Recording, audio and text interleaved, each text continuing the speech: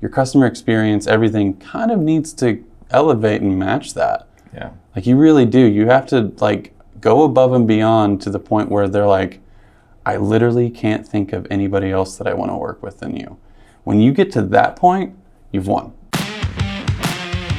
Welcome to the Big Brand Theory Podcast by Blackwood Creative.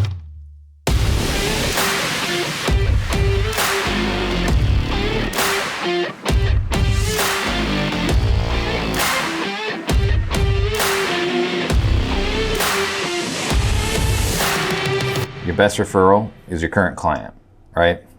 They work with you. They're continuing to work with you. They're already paying you money. In theory, you're doing a good job for them. So they should be more than willing to suggest, hey, you should work with my guy or my gal.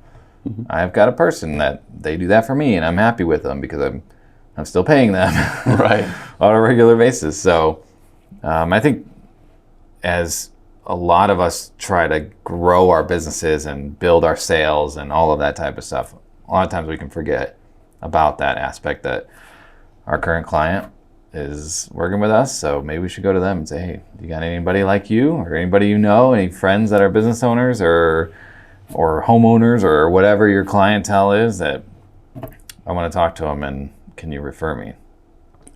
Yeah, and you know, people go down that road a lot, especially in sales. They'll only think of the next one. They're like, well, I got them, they're good, they're locked in, I got them on contract, we're doing good work for them. I'm just thinking about the next guy. It's like, yeah, that might work when you're building it up, but when you get to a certain point with a client, like if you have a laundry list of clients and you start scaling too quickly, then your attention gets pulled back from your current clients.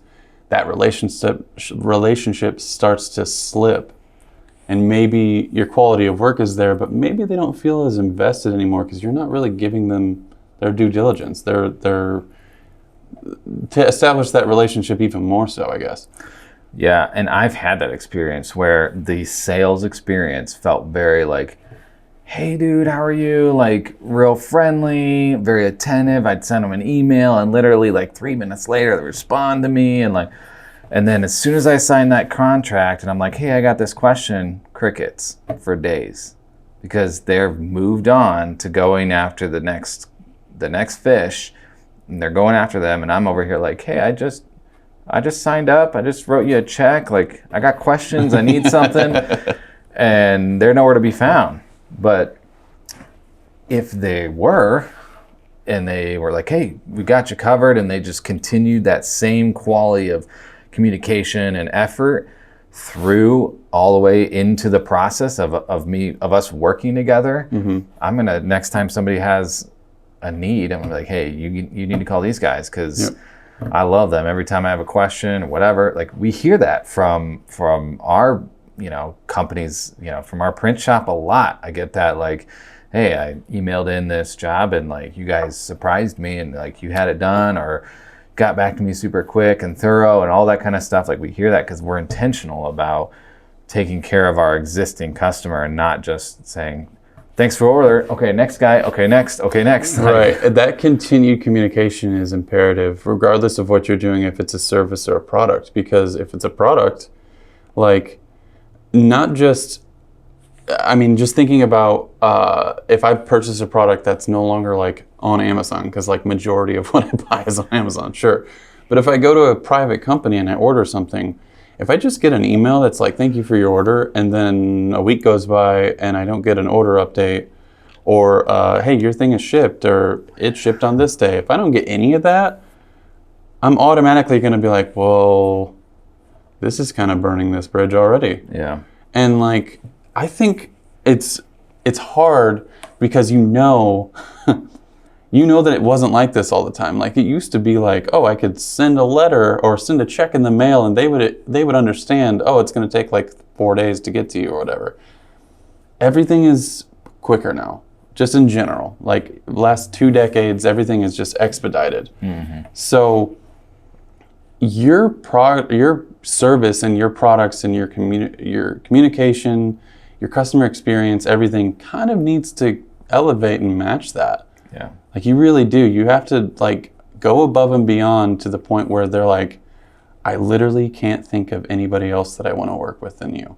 When you get to that point, you've won. Yeah. Like you're in the winner's circle. Yeah, and that's a huge thing, because once you get to that point, then you have the right, I think, to turn to your customers and say, hey, we know you like working with us. Do you have anybody else like you, or that you know that you could send our way? Like we'd love to serve your friends. Don't skip that step and do it preliminary before you've went into the winner's circle, because if you do that, they're like, I'll have to think about that. They're like, I'm also thinking about the 4 emails that you haven't answered. Yeah. Like yes, and I've heard from multiple sources this idea that like once you get that sale, you should turn around and immediately ask for a referral.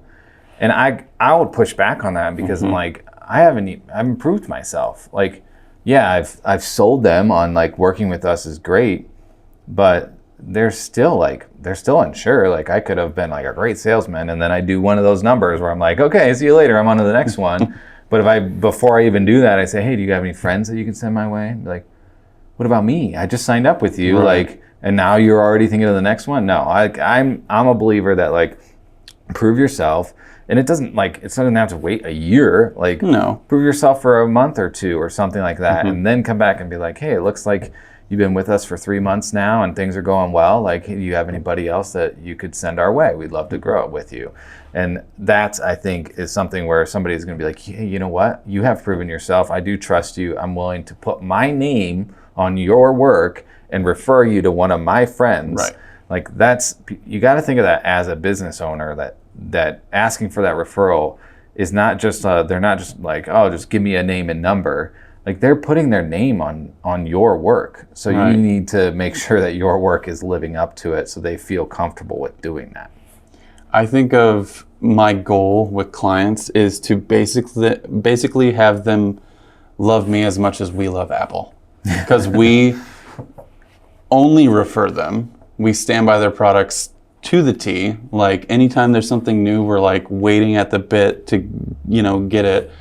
And I think of that in any context of a business relationship is like, we have a business relationship with Apple. We love their products. They've stood by us. And we literally can't think of even remotely going to Windows. Right. So I want that for people that work with us. Yeah. I want people to be like, yeah, there's other options out there. Sure. Like, good job, Samsung. Yeah. But no, I want people to really sit there and be like, yeah, there's literally nobody else that I would call than you. Yeah.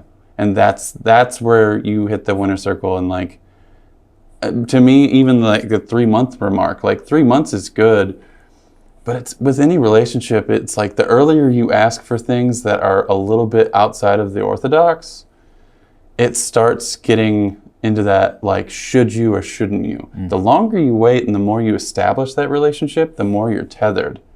So maybe it's 6 months, maybe it is a year, whatever it is. But it depends on the length of your service and what it is. It could be or the amount of times, like if we look at the print shop, if it's been 1 month, but they've ordered from us 6 times and they're happy with it, clearly they're happy. Yeah, then great, let's ask for that referral, because while you may not want to ask right away, you should ask, right? Oh yeah. I mean, because in theory, if they are happy with you, they're gonna do it. If they're not, if they kind of refuse, either they're not quite sure if they trust you enough, or maybe they're just not comfortable with giving referrals, or they don't know anybody. Right. But it is kind of this sign of maybe I need to double down and focus on this relationship a little bit, make sure everything is 100% and not 80%. And so it can be good in both ways. I think just checking in and being like, are you happy with us enough to give us a referral? If not, let's make sure you get there. So that's honestly that's a great, I think, email. It's not a, hey, leave us a review, hey, whatever. It's like, hey, are we going 100% or 150% of what your expectations were? Do you feel like what we're providing you is giving you value, and we're the only ones that pretty much can give you that at this point? That's when I feel like it's appropriate to do that, because again, you've established yourself with them. Doing it right out of the gate after you get a contract I feel like maybe applies to a very subset of industries that like are high volume, maybe. Yeah. But that's not, I mean, yes, marketing is high volume to a certain degree of working with everybody essentially needs marketing.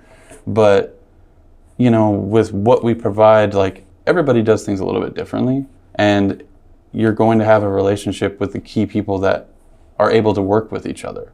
And I feel like the more you have that in a client, you're going to be able to ask for that referral 10 times because they're going to be bought into you. Mm-hmm. So the longer you hold that relationship, the more that you provide for them in a way that only you can provide. That's how you solve that problem.